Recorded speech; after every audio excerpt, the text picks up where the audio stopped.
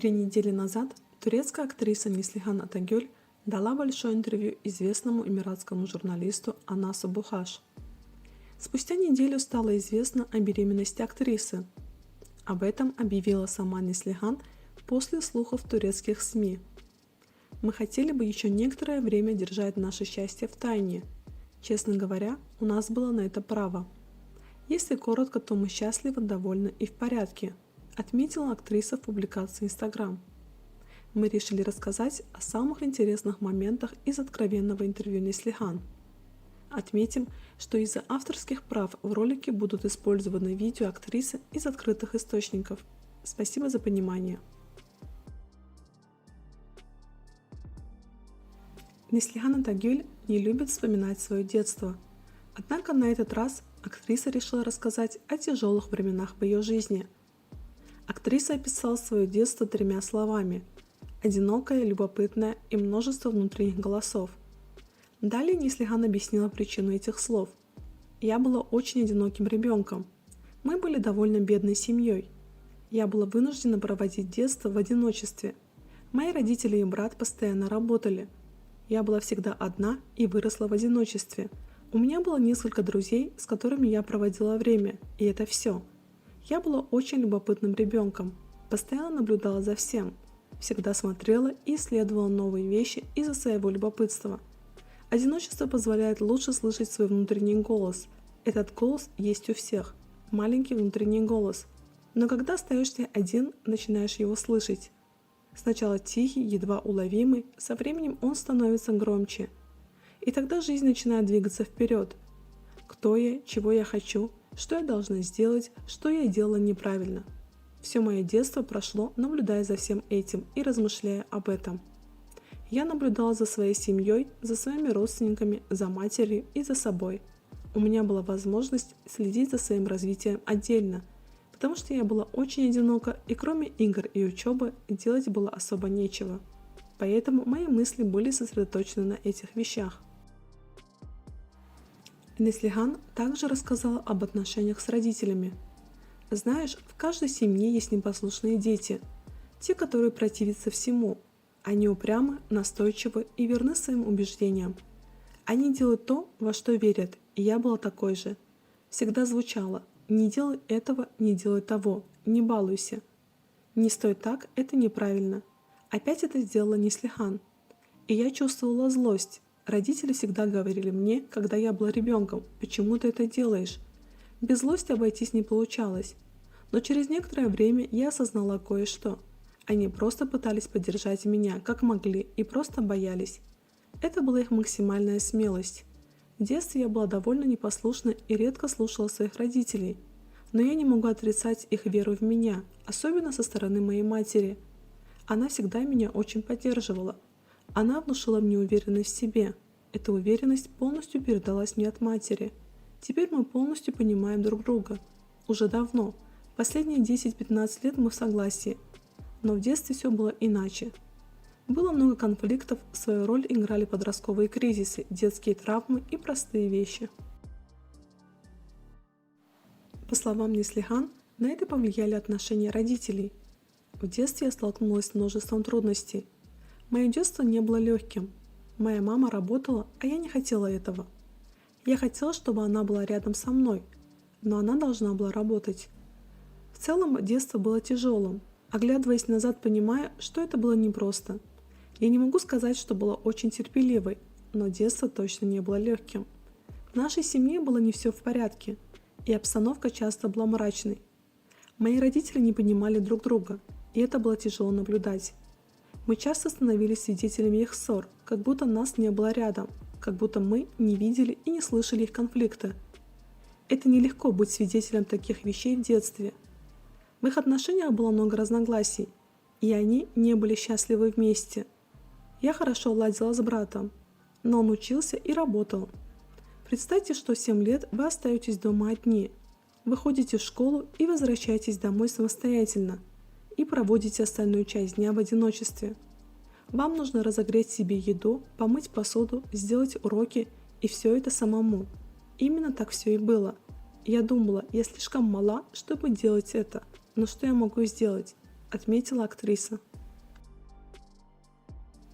Неслиган рассказала и о смерти отца, который умер 8 лет назад.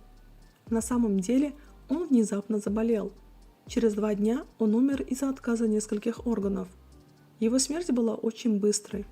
Внезапная смерть часто оказывается самым сложным испытанием. Мы с отцом не очень ладили.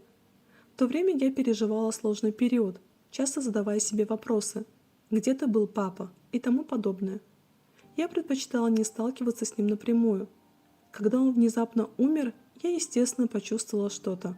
Поняла, что все эти обиды и разочарования совершенно не важны, ведь его больше нет, и он физически не присутствует в этом мире. Когда я задавала вопросы вроде «почему не заботился о своей семье?», «почему не выражал свою любовь к детям?», я начала интересоваться его детством, что он пережил, как получилось, что этот человек проявлял такие странные, не соответствующие отцовским стандартам черты. Как я уже говорила, я была зла на него. В детстве я этого не понимала, но позже начала интересоваться, почему он вел себя так. Поговорив с матерью и родственниками, я обнаружила, что у него было тяжелое детство. Его воспитание было сложным, что сильно ограничило его личность. Никто не подсказывал ему, как правильно поступать, поэтому он делал все, что мог наилучшим образом. Осознав все это, я поняла, что мне не стоит больше злиться на отца.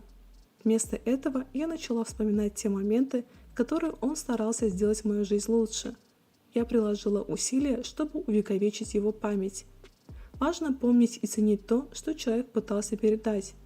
Я стараюсь сохранять его идеи и работать над тем, чему он пытался меня научить, но уже через свой собственный фильтр. Это помогло мне почувствовать облегчение.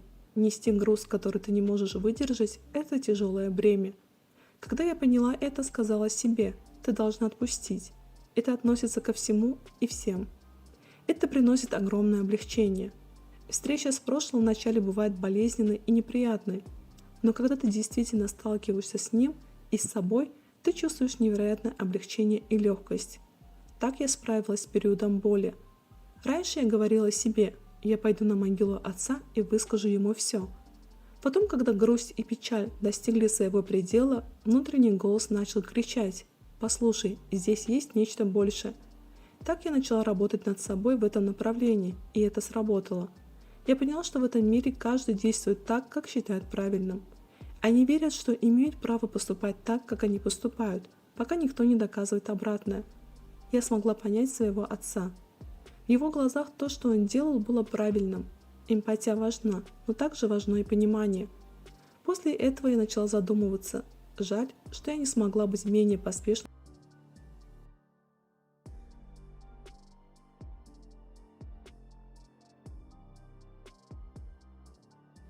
Далее Неслиган рассказала о том, как стала актрисой.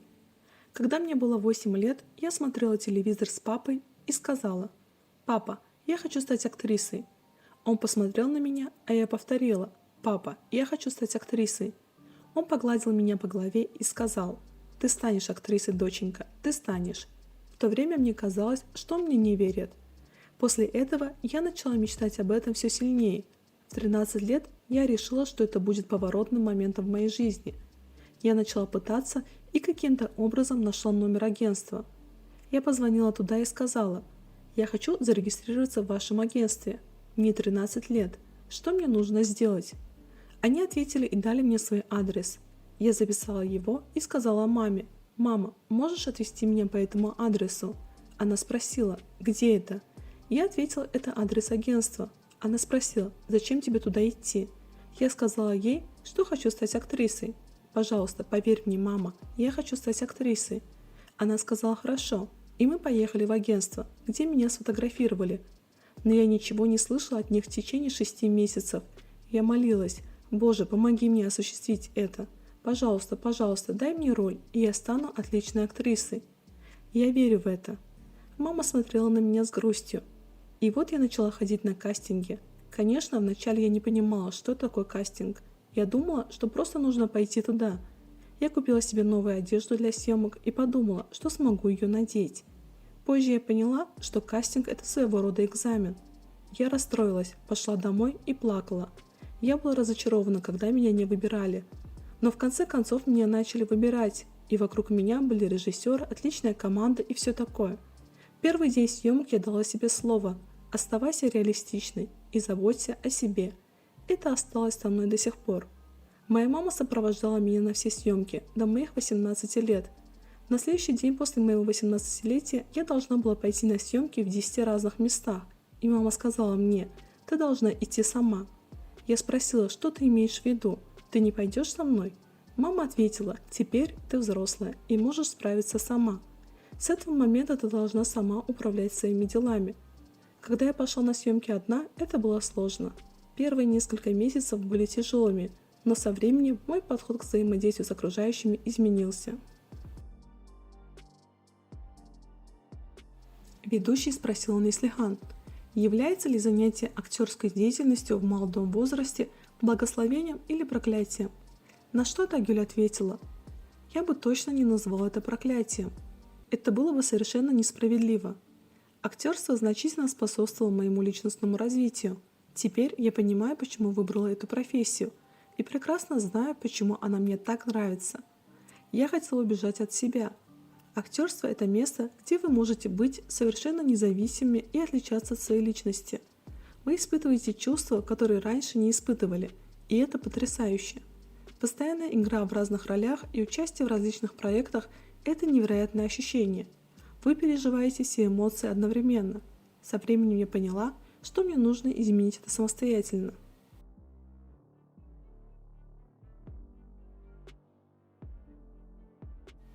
Также Неслихан рассказала о первой встрече с Кадыром. С его стороны это определенно была любовь с первого взгляда. Я же влюбилась в Кадыра постепенно.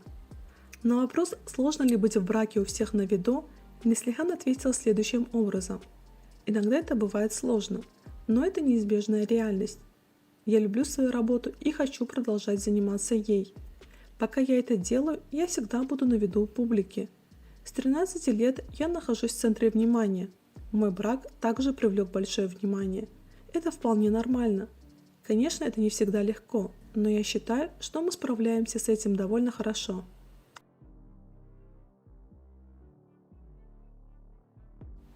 Далее Неслихан Тагюль рассказала о том, как боролась с тяжелой болезнью под названием синдром гиперпроницаемости кишечника. Это было очень тяжело. Можно сказать, что я едва избежала смерти. Синдром гиперпроницаемости кишечника – это аутоиммунное заболевание. Оно вызвано потреблением генетически модифицированных продуктов.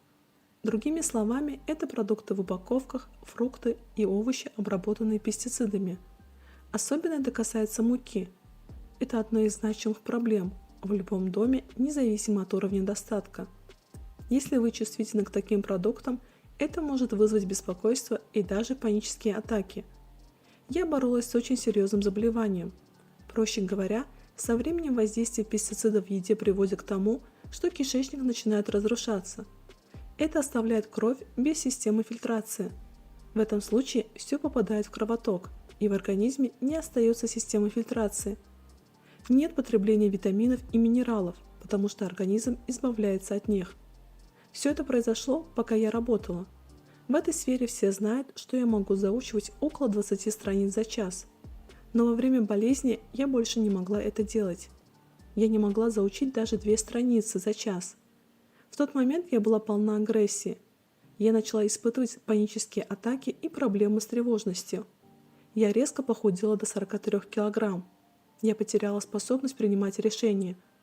Баланс электролитов в моем организме был нарушен. Я помню это очень хорошо, никогда не забуду. Я должна была быть на съемочной площадке в 5 часов утра, а съемки должны были начаться в 9. Но я чувствовала себя очень плохо. Мой доктор постоянно говорил мне: ты не можешь работать в таком состоянии, ты в своем уме, не могу поверить. Он настаивал на том, что я не могу работать в таком состоянии, но я говорила, что делаю свою работу и все нормально. Врач предупредил, что будет внезапный приступ, и я столкнусь с серьезными трудностями. У меня уже были медицинские заключения, но я продолжала работать и собиралась на съемочную площадку. И у меня внезапно начался приступ. Я потеряла способность принимать решения. Я разговаривала с Кадыром по FaceTime. Он сказал: повесь телефон и позвони доктору. Я не знала, как связаться с доктором, потому что все алгоритмы вылетели из головы. Он дал мне инструкции. Нажми на красную кнопку, затем на это и сделай это в WhatsApp. Он постоянно повторял это. Я не смогла позвонить доктору, потому что потеряла сознание на 6 часов. Когда я проснулась, то Кадыр ломился в дверь. Он просто взял меня и отвез в Стамбул. Это была критическая точка. Я похудела до 43 килограмм и не могла ходить. Я чувствовала боль по всему телу. Я испытывала сильную боль и отек суставов. Позже я не хотела просыпаться по утрам. Я была в ужасном состоянии и очень несчастна. Решение было следующим. Я тщательно начала следить за тем, что я ем и пью. Я, конечно, села на диету. Первый год это была очень строгая диета. Полное исключение сахара и углеводов. В тот период я была под наблюдением множества врачей.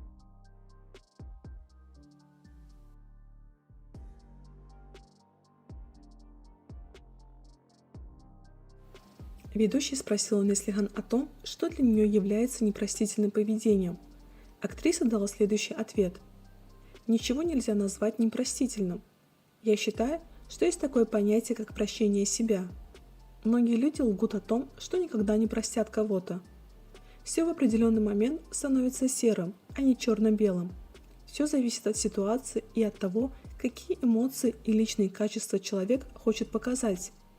Люди пытаются соответствовать определенным шаблонам. Я, в свою очередь, всегда пыталась избавиться от этих шаблонов. В то время как все были заняты тем, что думают о них другие, что скажут, как будут их судить и так далее. Они настолько поглощены этим, что не живут своей реальностью. Они постоянно действуют в соответствии с решениями других людей. Они думают, что это их собственное решение, но это не так. Это не твои решения, потому что ты не слушаешь себя. Иногда ты боишься, иногда не можешь проявить смелость, и тогда используешь решения других людей.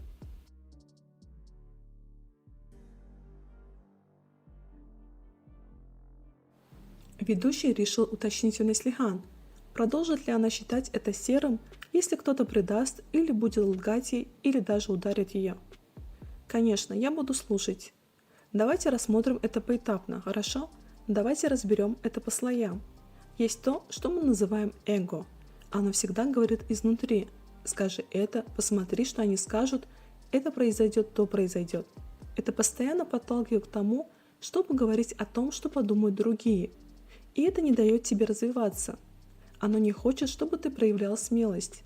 Наоборот, оно постоянно пугает тебя. Оно хочет, чтобы ты чувствовал себя неуверенно. Отложим эго в сторону. У нас есть личность, с которой мы существуем. Если кто-то предаст или обманет тебя, или сделает что-то подобное, что ты будешь об этом думать? Многие говорят, конечно, я бы не простил, это невозможно, человек не может так поступать. Но это не так, никто не говорит правду, ведь речь идет о понимании, о том, чтобы не судить других, об эмпатии. Где это все? Как мне представить данную ситуацию? Ведь это чувство, которое я не испытывала или не чувствовала по отношению к другим. Что бы я сделала, если кто-то ударил бы меня? Я действительно не знаю. Нужно будет найти ответы на вопросы. Почему он ударил меня? Что я сделала, чтобы это произошло? Думать о том, чего я не переживала, бессмысленно. Далее актрисе задали вопрос о том, планирует ли она с Кадыром стать родителями в будущем, на что Неслихан ответила. Возможно, в какой-то момент это может произойти. Также Неслихан объяснила, почему считает Кадыра самым близким человеком, даже ближе матери. Он меня очень хорошо знает. Кадыр понимает меня лучше всех. Я также знаю его очень хорошо. Он понимает меня гораздо лучше, чем кто-либо другой. Я иногда понимаю тонкости, которые он сам не осознает, и объясняю ему это. Иногда он делает то же самое для меня. Мы не разделяем друг друга на мужа и жену, мы прежде всего видим личности друг в друге. Если нам нужно что-то решать, мы предпочитаем судить на человеческом уровне. Да, я очень близка с мамой, между нами нет никаких проблем. Мы отлично понимаем друг друга и у нас замечательные отношения. Но моя голова ложится на плечо мужа каждую ночь. Таким образом, он понимает меня лучше всех, даже лучше, чем моя мама. Кадыр означает для меня все. Он означает для меня любовь. Мы с Кадыром на одной волне. Я не ограничиваю Кадыра одним словом. Он является всем, что существует. Например, космос, гравитация и Земля, пустыня, лес, море и океан. Я не определяю его как что-то конкретное. Я очень счастлива, что он у меня есть. В конце Неслихан попросили описать себя одним словом, на что она ответила «уникальное». Мы рассказали вам о главных вопросах из интервью Неслихан Атагюль. Пишите свое мнение в комментариях. Спасибо.